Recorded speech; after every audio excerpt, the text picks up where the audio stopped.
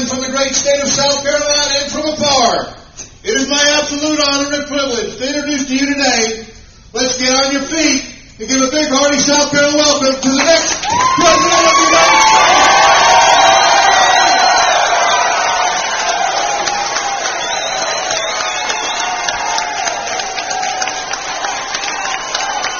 Said even in this recent campaign that I've made some criticism of the party and saying, well, the Republicans have lost their way. They're not the party of small government anymore. But it's much broader than that. I believe our country has lost its way over many, many years. And we could go back even 100 years, or especially since the Depression. And policies have changed and our attitudes have changed. And the biggest problem has been that we've lost our faith and confidence that freedom really works.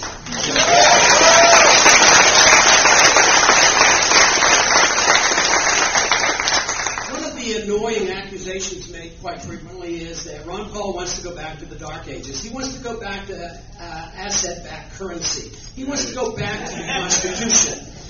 These charges are made out of ignorance because freedom really is a new idea. It is not an ancient idea. Most of all of history, and even currently in most countries, tyranny reigns. Freedom is under attack. It is under attack in this country as well.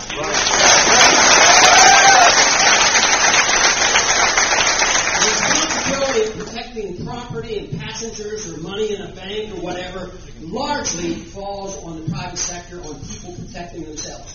99% of our protection in our homes does not come from a policeman being able to stand out in front of our house. It comes from our right to defend ourselves, and most people know that. Yeah.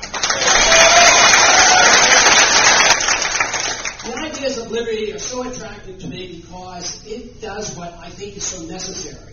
Liberty releases creative energy. Totalitarianism destroys the incentive to create and work hard. It's exactly the opposite. In liberty, we find the responsibility being on the individual to promote their own excellence, their own virtue.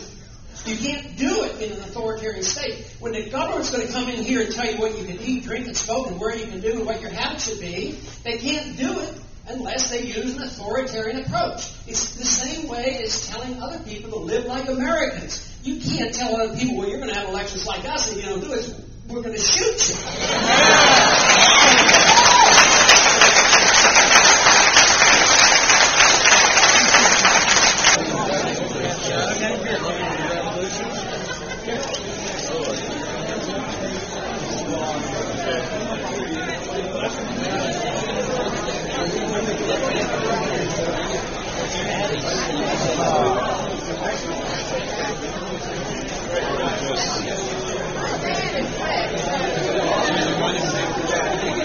Well, why did you come so far?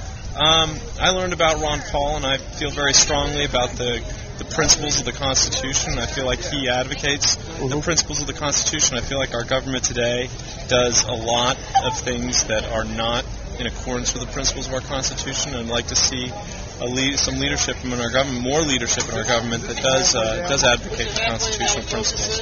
It's great. How do you think the event went today? It was a fantastic success. You think so? Not only the opportunity for the Ron Paul folks to have an opportunity to clearly express their views in front of a large group of people, in front of the media, also a very, very productive Q&A that I thought was just wonderful. Personally, I would agree with most of what Dr. Paul said, except I differ on foreign policy and his stand on the war in Iraq and World War II, because having family that lived in Czechoslovakia behind the Iron Curtain, I can tell you that communism and terrorism and groups like that can be devastating to people who want freedom.